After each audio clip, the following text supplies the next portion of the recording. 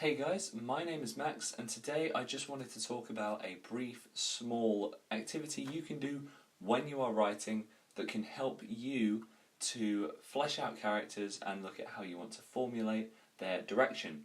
At the minute I'm doing screenwriting at university and playwriting as part of the Marlowe Playwrights, and we did an exercise today that I just wanted to share with you which surrounded the idea of looking at what characters say on the surface versus what they're actually thinking.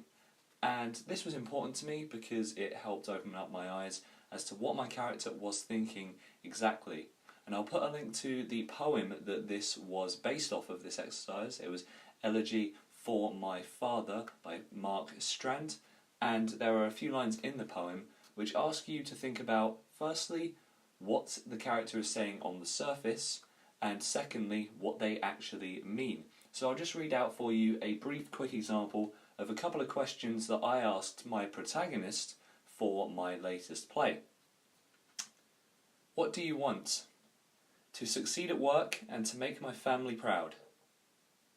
What do you want? To be free of the mundane, to be intimate and to create. Who do you love? My boss, my family and friends. Who do you love? Someone who I cannot articulate my feelings to, someone stuck in a rut like me. And they're just two examples.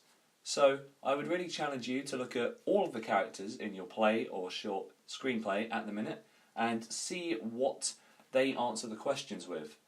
Now there might be various levels and various skins beneath skins that you may want to look at, because it might not just apply to one single level and one beneath.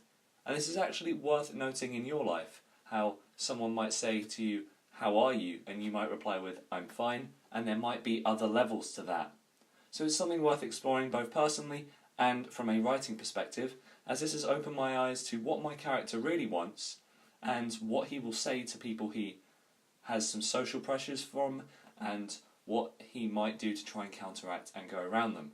So I'm going to be using this exercise for my characters, and I'll try to update this video with a few feedback notes in the description and in the comments as to how I have felt it has gone learning to articulate my characters through this exercise. And please do let me know what you think and if you use it too. And I do highly recommend checking out the poem. Thank you for watching.